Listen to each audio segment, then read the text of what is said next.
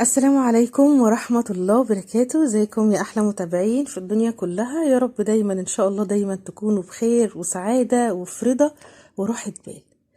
بصوا بقى، انا النهارده كده جايه لكم بفيديو علشان طبعا ارد على كل الاسئله اللي انتوا كتبتوها لي في التعليقات.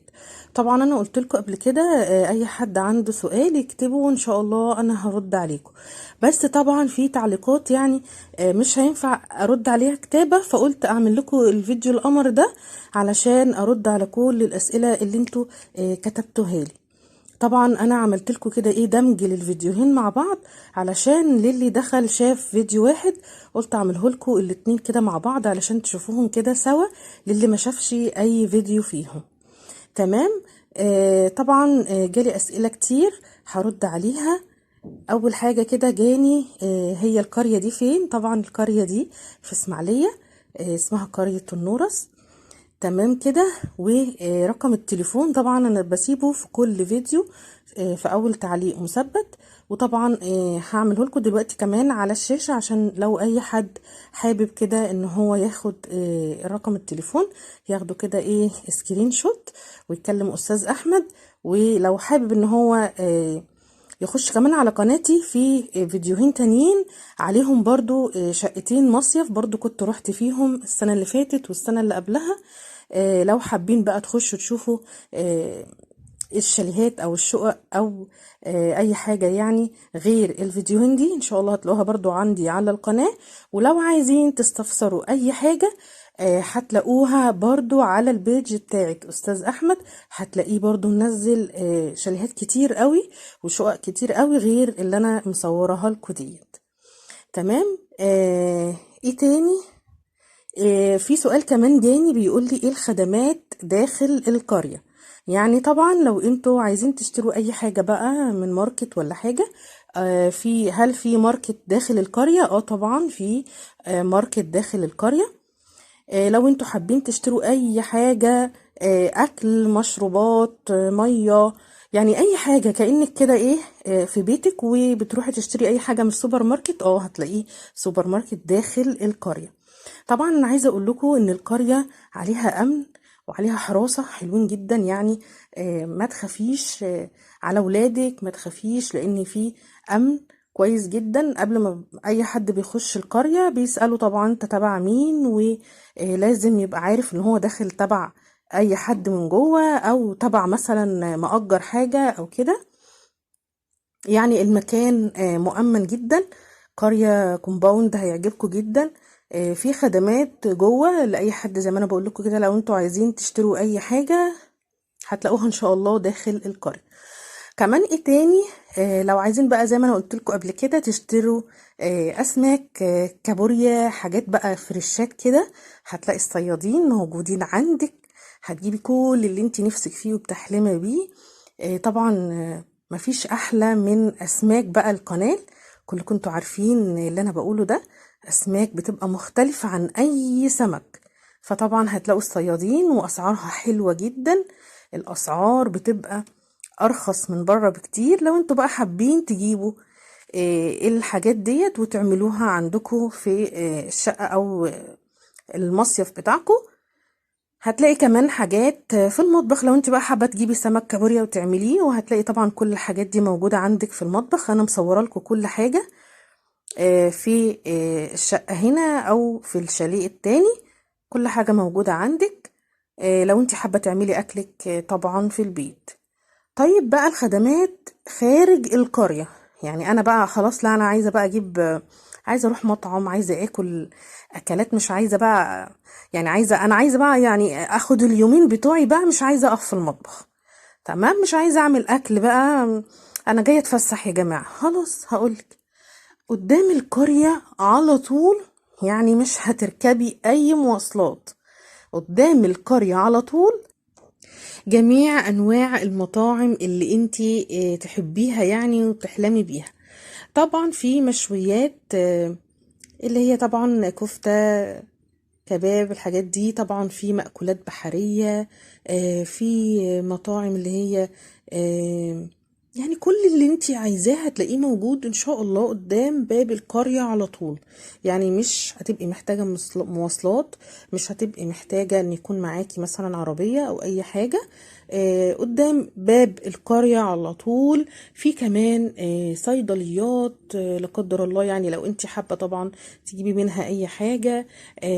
في كمان جنبك كارفور على بعد، يعني مش مسافة كبيرة ولا حاجة. يعني لو تحبي تتمشيها، لو انتي بتحبي بقى الرياضة وتتمشي كده، مش بعيدة على فكرة خالص، يعني على بعد 10 دقايق ربع ساعة بالكتير من بوابة القرية. لو انتي حابة تركبي مفيش كام دقيقة وهتوصلي. طبعا كارفور في كل حاجة انتي حابة تجيبيها، حاجات بقى انتي عايزة تجيبيها براحتك خالص. وانتي طبعا محدش طبعا ما يعرفش كارفور والعروض اللي فيه. تمام كده. طبعا لو حابة بقى انت تطلعي شوية كمان على طريق البلاجات، في هناك كافيهات حلوة جدا، في هناك قعدات حلوة قوي قوي قوي هتعجبك. في نوادي مفتوحة، في أماكن اللي كمان لو انتي عندك أطفال وحابة ان هم يلعبوا، في أماكن لو هم بيحبوا يلعبوا بالباتيناج والعجل والحاجات دي. يعني هتلاقي فيها أماكن كتير قوي. لو انت طبعا حابة تحبي تتمشي كده وطبعا انتوا عارفين كلكم ان اسماعيلية بلد هادية، يعني مش مزعجة خالص، القعدة فيها هادية. شوارعها هادية إلى حد ما طبعا، باستثناء شهور الصيف بتبقى شوية يعني زحمة. يعني ممكن بالنسبة لكم انتوا تبقى هادية خالص، انما احنا بالنسبة لنا احنا في شهور الصيف بتبقى شوية زحمة. بس هي عامة طبعا اسماعيلية بلد هادية وجميلة وصغيرة خالص، مش كبيرة تتوهي فيها ولا حاجة. ومواصلاتها على فكرة رخيصة وسهلة. ولو وقفتي قدام باب القرية هتلاقي طبعا أي تاكسي ممكن يوديكي في أي حتة. تمام كده. ايه تاني؟ لو في اي حاجة كمان حابين تسألوها تاني برضو، ممكن تكتبي تحت الفيديو على طول التعليق بتاعك، وانا ان شاء الله هرد عليكي على طول. هنيجي بقى نتكلم في نقطة الأسعار. هقولك الأسعار طبعا بتختلف، انتوا كلكم عارفين ان شهور الصيف بتختلف فيها الأسعار. طبعا مش في اسماعيلية بس، في أي بلد لو رحتي أي بلد وسألتي على تأجير المصايف أو الشاليهات في الصيف، طبعا الشهور بتختلف شهر عن شهر. كمان قرب المكان للبحر أو بعده، مساحة الشقة كم غرفة، الإمكانيات اللي فيها شكلها عاملة إزاي. يعني الحاجات دي بتختلف جدا في التأجير في الشاليهات وكده. طبعا لو انت هتاخدي شاليه الدور بتاعه مثلا قريب بعيد، قدامه جنينة، مكيف، كم أوضة، يعني الفرش اللي في الشقة ذات نفسه إمكانياته عاملة إزاي. طبعا الشقق كلها بتستلميها بيكون فيها تلاجة، بيكون فيها بوتاجاز، ده طبعا أساسيات بتبقى موجودة، بيكون فيها الحاجات دي أساسية. السخان، الحاجات دي بس طبعا بتختلف في وجود التكييفات، كم أوضة. قريبة من البحر، بعيدة شوية. هي طبعا القرية كلها يعني قريبة للبحر، بس في طبعا بيبقى قدام البحر على طول، زي الشقة اللي أنا بوريها لكم دي بتبقى طبعا قدامها البحر على طول. إنما في شقق بتبقى بعيدة شوية، يعني مش بعيدة خالص بس بتبقى مش بتشوف البحر. إنما الشقة اللي أنا بوريها لكم ديت آه، الشبابيك بتاعتها كلها بتشوف منظر البحر، قدامك البحر على طول. لو انت حابة تنزلي البحر قدامك، يعني مش هتاخدي مسافة بعيدة. ممكن ولادك يروحوا لوحدهم، يعني مش محتاجة ان انت تخافي عليهم. طبعا زي ما انا قلتلك القرية مؤمنة جدا، ما تخافيش على ولادك، عليها بوابة وأمن وحراسة وكاميرات كويسة. في كمان جنب القرية، عشان في حد برضو قال لي جنبها ماكينات صرف اللي هي الاي تي ام ولا لا. في جنبها جنب البوابة مباشرة عند دخلة البوابة كده هتلاقي مكنة الاي تي ام، لو انت حابة طبعا تاخدي فلوس منها او حاجة. ايه تاني؟ طب ايه اخده معايا؟ في حاجة كمان نسيت اقول لكم. الاسعار بتبتدي من كام؟ الاسعار بتبتدي من 400 ل 900، وعلى حسب الشهور ممكن تقل او تزيد. تمام، يعني على حسب الشهر اللي انت رايحاه. يعني مثلا انا رايحة في شهر 7، يختلف 7 عن 8 عن 9 عن 10. الشهور بتختلف، ممكن تلاقي شهر مثلا الاسعار عليت نزلت كده. وكمان زي ما انا قلت لك حسب المكان اللي انت مأجرة فيه. يعني بصوا كده المنظر، بسم الله ما شاء الله. بصوا شايف البحر على طول، يعني قدامك البحر. منظر كده صراحة يرد الروح، والهواء قدامك على طول ومش بعيد عليكي. وزي ما انا قلت لكم طبعا الدور بيختلف. آه، مساحة الشقة، هل هي اوضتين او ثلاثة، قريبة او بعيدة عن البحر او كده. تمام. اخد معايا ايه الاوراق اللي اخدها وانا رايحه؟ طبعا لازم تاخدي معاكي صوره البطاقه، وعلى البوابه تقولي انا داخله مأجره مثلا من استاذ احمد. تمام. وطبعا هم هيتاكدوا منك ان انت داخله طبعا مأجره من استاذ احمد من جوه. وهياخدوا اسمك على البوابه، لان زي ما انا قلت لكم في امن كويس جدا لأي حد بيدخل وأي حد بيخرج. بيبقوا طبعا واخدين بالهم من النقطة دي كويس قوي قوي. ودي أحلى حاجة في المكان، إن طبعا مش أي حد يخش المكان، لازم يكونوا عارفين مين اللي داخل كويس. ايه تاني؟ في حد برضو سألني وقال لي البحر ليه رسوم؟ في رسوم دخول البحر؟ لا طبعا البحر مفتوح للقرية، تروحي فيه في اي وقت براحتك خالص، مفيش اي رسوم لدخول البحر. البحر طبعا عليه بوابات بتتقفل في اوقات، هم بيقفلوها في اوقات معينة، مثلا بتقلي كده في دخول الشتاء او كده. انما مفيش رسوم لدخول البحر. طبعا احنا هنا هنخش في الفيديو التاني زي ما انتوا شايفين كده. دي كده بسم الله ما شاء الله، دي جنينة واسعة قوي. لو انت طبعا يعني طبعا هقول لكم على حاجة. اللي بيروح المصايف وبيروح البحر وكده بيبقى احلى فيه حاجة اللمة. يعني اللمة دي مفيش احلى منها. يعني انا مش هروح البحر لوحدي، لازم بقى يبقى معايا مثلا مامتي، اخواتي، والدي كده. لازم يبقى ايه يعني، يبقى فيه كده عيلة. عارفين العيلة كده هي اللي بتبقى احلى حاجة في البحر كده والمصيف. وكلكم كده شايفين الرقم اهو. يلا بقى خد سكرين شوت. احلى حاجة في المصايف وكده العائلات بقى. فلو انت بقى عيلة كبيرة وولادك وولاد اختك وكده، فهنا بقى زي ما انتوا شايفين الشاليه دوت حلو قوي. قدامه جنينة واسعة، قدامه مكان حلو قوي. لو انت بتحبي بقى ايه تقعدي كده وولادك يلعبوا في مكان واسع، وفي جنينة كمان، وفي كراسي لو انت حابة تقعدي قاعدة بره. في كمان شواية لو انت بتحبي بقى ايه تعملي مشويات. زي ما انا بقول لك كده، جيبي اكلك وجيبي حاجتك وجيبي دنيتك.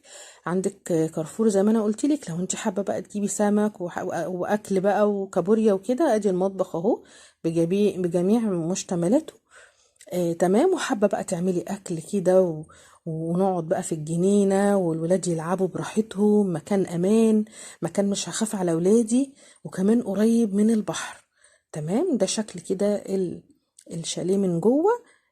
هو أحلى حاجة فيه بصراحة الجنينة واسعة قوي، وفي كمان مكان قدام الجنينة لو انت حابة بقى ايه تقعدي براحتك كده وتعملي اكلك وتحطي الاكل كده في مكان مفتوح. وكمان ممكن ولادك يروحوا البحر ويجوا من غير خوف خالص، يروحوا يغيروا ويجوا على الشاليه. مش بعيد، ده قدام البحر على طول. زي ما انتوا شايفين كده، ده كده مفتوح، الأوضة مفتوحة على الريسبشن. ولو انت حابة تقفليها تقفليها بالباب الأكورديون ده، يبقى يعني منفصل. الأوضة بتبقى منفصلة عن الصالة. تمام. وزي ما انا قلت لكم قبل كده، في كل اوضه سريرين والشباك كده قدامه البحر على طول اهو. بصوا كده، دي الجنينه، والجنينه قدامها البحر على طول. يعني كفايه القعده والهوا بصراحه. يعني يعني مش هقول لكم بصراحه بتبقى قاعده القعده عامله ازاي، والجو بيبقى عامل ازاي في الهوا والجمال ده. تمام كده. يعني احنا كده اتكلمنا على كل حاجة. بتهيألي كده مفيش حاجة انا نسيتها يعني. ولو في حاجة انا نسيتها يعني اكتبولي برضو في التعليقات وقولولي السؤال اللي انتوا عايزينه، وانا ان شاء الله هرد عليكم على طول. وبالنسبة لارقام استاذ احمد هسيبها لكم برضو على الشاشة، وهسيبها لكم في اول تعليق مثبت للي عاوز يأجر. ولو عايزين اماكن تانية، في اماكن تانية كتير بصراحة عند استاذ احمد، بس دي الاماكن اللي انا نزلت فيها واللي اجرت فيها وقلت اصور لكم كل حاجة بالتفصيل. شايفين بقى السفرة القمر دي؟ لو انتوا بقى حابين تعملوا اكل كده ومشاوي، بصوا بقى البحر يعني. المنظر ده يا جماعة يعني بصراحة تحفة تحفة. بصوا القعدة هنا، في كمان هنا حاجات كده لو انتوا بتحبوا بقى كده تحطوا بقى الايه الشيلة دي كده على الارض، ونقعد كده نريح في الهواء والبحر والخضرة، ويعني المنظر الرائع ده. في كمان هنا كمان مرجيحة لولادك بقى لو انت عايزة. والله مش لولادك وبس، انا كنت بقعد عليها كمان. يعني انا كنت بقعد عليها كده شوية واريح بقى. بصوا قدامي البحر على طول. بصوا المنظر. على فكرة هنا في داخل القرية كمان على البحر في كافيهات كتير جدا بطول الشط. تمام، يعني مش في كافيه ولا اتنين ولا حاجة، في كافيهات كتيرة جدا بطول الشط كله. والمسافة مش بعيدة زي ما انا وريتها لكم كده قدام البحر على طول. زي ما انتوا شايفين مفيش دقيقتين وتلاقي البحر قدامك. ممكن ولادك يروحوا الشاليه يغيروا ويرجعوا تاني. امان والبحر هادي مفيش منه اي خطورة. القعدة حلوة. زي ما انتوا شايفين كده القرية نظيفة. هتلاقي كمان مكان ولادك يلعبوا فيه. كافيهات لو انت حابة بقى تجيبي يعني شاي قهوة نسكافيه وانت قاعدة على البحر. لو انت حابة تجيبي لولادك اي حاجة ساقعة كمان ياكلوها، اي سندوتشات. السلام عليكم ورحمة الله.